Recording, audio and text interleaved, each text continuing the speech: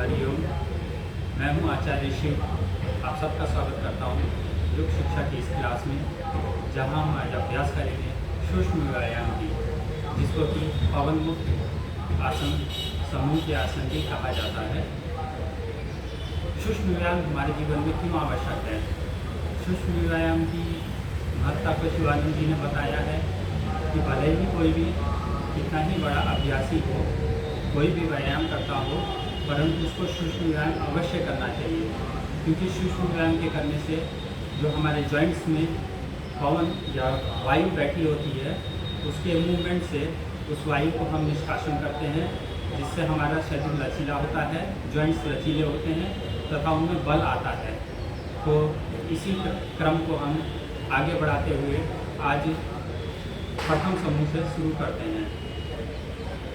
इसके लिए सबसे पहले आप अपने दोनों पैर खोल लीजिए, हाथों को नितंब से पीछे, कंधे तने हुए, पैर भी तने हुए, कमर सीधी, हाथों के सहारे से कमर को आप सीधा कर सकते हैं। इस तरह से ये प्रथम अवस्था ये हो गई, इसमें बैठ जाइए। अब प्रथम अभ्यास होगा पैरों की उंगलियों को मूवमेंट कराने का। इस तरह से 1 2 3 4 5 6 7 8 9 10। इस तरह से हम 10 से लेकर 15 बार इसका अभ्यास कर सकते हैं। जब हम आगे ले जाएंगे उंगलियों को तो श्वास छोड़ेंगे, और जब पीछे ले जाएंगे तो श्वास लेंगे, ऐसे।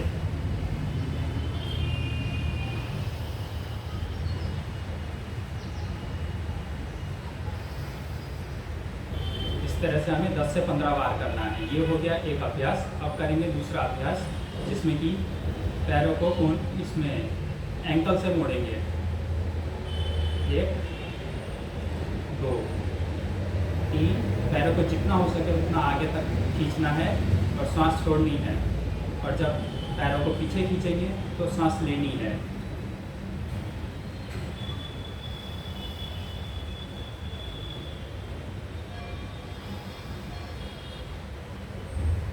इस तरह से इस अभ्यास को भी 10 से 15 बार हम करेंगे। उसके बाद आता है तीसरा अभ्यास, जिसमें कि हम दाएं पैर को उठाकर बाएं पैर की जंघा में रखते हैं। उसके बाद इस पाँव को थोड़ा सा बाहर रख के इस तरह से गोल घुमाते हैं। 1 2 3 4 5। इसी क्रम में विपरीत भी घुमाएंगे। 1 2 3। ये भी आपको 10 से 15 बार करना है। समय के अभाव में मैं आपको 4-5 बार ही करके बता रहा हूँ। इसी प्रकार से दूसरे पाँव से भी करेंगे। 1 2 3 4 5। ऐसे ही विपरीत।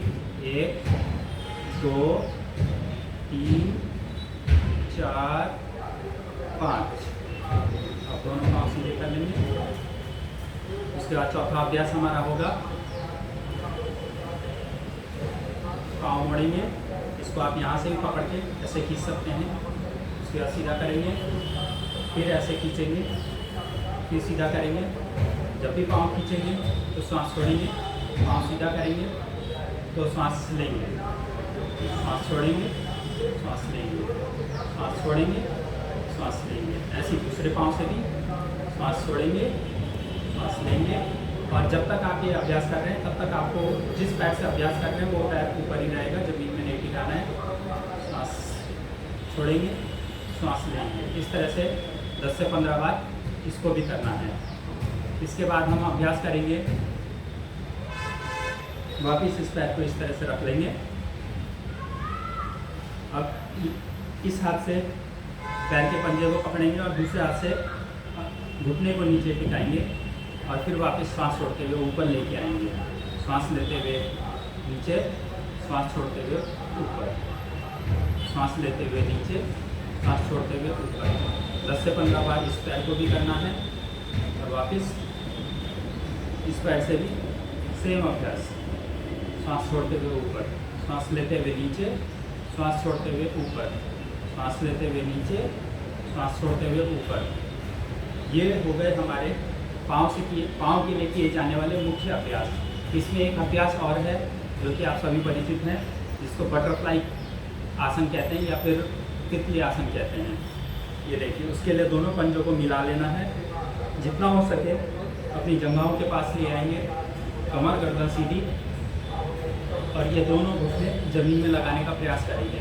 चाहे तो आप ऐसे भी जोड़ देके इसको नीचे कर सकते हैं, और ऐसे, मेरा तो फ्लेक्सिबल है इसलिए ये नीचे तक जा रहा है, कईयों का ऐसा रह जाता है तो उनको क्या है धीरे धीरे ऐसे हिलाते रहेंगे, तो कुछ दिन के निरंतर अभ्यास से वो ज़मीन पर आने लगेगा।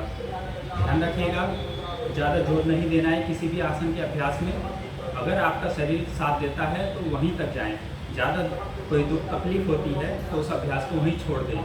और हर अभ्यास के बाद जितनी देर आपने अभ्यास किया है उतनी देर का आप विश्राम भी लें। जैसे 1 मिनट कोई आसन किया है तो 1 मिनट का विश्राम भी लें, ठीक है। इस तरह से ये हो गए हमारे पाँव से किए जाने वाले आसन। अब हम करेंगे हाथ के किए जाने वाले आसन। सबसे पहले हाथों को आगे फैला देंगे, अंगूठा अंदर, उंगली बंद, फिर उंगलियां खोलेंगे, अंगूठा बाहर, अंगूठा अंदर, उंगलियां बंद। इस तरह से ये भी 10 से 15 बार करना है। पूरा जोर देंगे हाथों की उंगलियों में, फैलाते समय और बंद करते समय भी। देखिए, ये हो गया एक क्रम। अब इसमें दूसरा है, हाथ ऐसे सामने फैला देंगे ऊपर की तरफ, 1 2 3 4 5 6 7 8। ये हो गया दूसरा क्रम। अब इसमें एक और है, यहाँ हाथ रख लेंगे, दोनों कोहनियाँ मिलाएंगे और इस तरह से घुमाएंगे, 1 2 3 4 5। इसी तरह से एंटी क्लॉकवाइज को घुमाएंगे, 1 2 3 4 5 6। ये हो गया। अब रिलैक्स करेंगे। अगर हाथ में दुखने लगे या पाँव में कहीं दुखने लगे तो आप ऐसे हाथों को थोड़ा सा रिलैक्स भी करा सकते हैं। इसी में एक करेंगे, मुठिया बंद कर लेंगे और ऐसे गोल घुमाएंगे।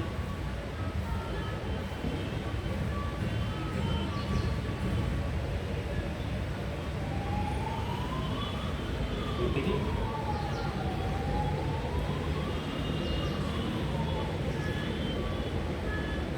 ये हो गए हमारे हाथ के अभ्यास पूरे।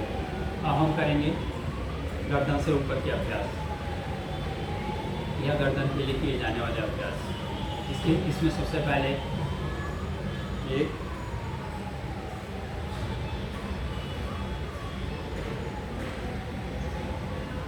सांस छोड़ते हुए नीचे, सांस लेते हुए ऊपर, सांस छोड़ते हुए नीचे, सांस छोड़ते हुए ऊपर, सांस छोड़ते हुए नीचे, सांस छोड़ते हुए ऊपर। इसी प्रकार ये भी 10 से 15 बार करेंगे। फिर साइड बाय साइड, सांस छोड़ते हुए साइड, सांस लेते हुए बीच में, फिर सांस छोड़ते हुए साइड, फिर सांस छोड़ते हुए बीच में, सांस लेते हुए बीच में, फिर सांस छोड़ते हुए साइड, फिर सांस लेते हुए बीच में। इसी प्रकार इसको भी 10 से 15 बार करेंगे। उसके बाद करेंगे क्लॉकवाइज घुमाना है आपको गर्दन। नीचे से शुरू करेंगे, सांस लेते हुए ऊपर जाएंगे और यहाँ से सांस छोड़ते हुए नीचे आएंगे, फिर सांस लेते हुए ऊपर जाएंगे, फिर यहाँ से सांस छोड़ते हुए नीचे, फिर सांस लेते हुए ऊपर, फिर सांस छोड़ते हुए नीचे। अब इसी तरह एंटी क्लॉकवाइज, सांस लेते हुए ऊपर, सांस छोड़ते हुए नीचे, सांस लेते हुए ऊपर, सांस छोड़ते हुए नीचे। ये भी हमें 10 से 15 बार करना है अभ्यास। उसके बाद इसको सिर को हम इस तरफ झुकाएंगे, कोशिश करेंगे ये कान हमारे यहाँ कंधे पे टच हो जाए या इधर वाला कान इधर कंधे पे टच हो जाए। ये देखिए, 1 2 3 4। ज़्यादा जोर नहीं देना है, जितना जा सकता है उतना जाएगा। धीरे धीरे अभ्यास से थोड़ा अच्छा हो जाएगा, पर एकदम कंधे पे छू जाए ऐसा भी थोड़ा संभव नहीं होता है। पर प्रयास हमारा ये रहेगा कि इस तरफ झुकाएंगे तो इस तरफ में पूरा स्ट्रेच महसूस हो, जिससे कि ये गर्दन फ्लेक्सिबल बनेगी। अब कुछ आसन हम कर लेते हैं आँख के लिए। तो सबसे पहले हमें ऊपर नीचे करना है आँखों को।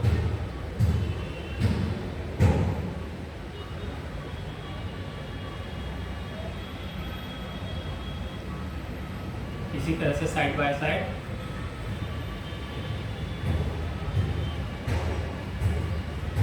अब तिरछा, इस साइड से इस साइड को तिरछा, अब इस साइड से इस साइड को तिरछा।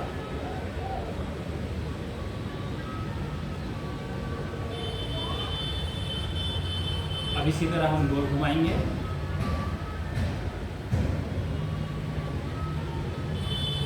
अब एंटी क्लॉकवाइज भी।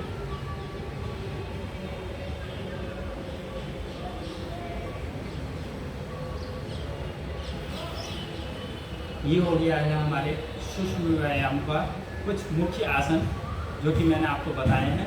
हम इसका अभ्यास करेंगे। मैं अगली और कड़ियों में आपको और डिटेल से बताते जाऊंगा।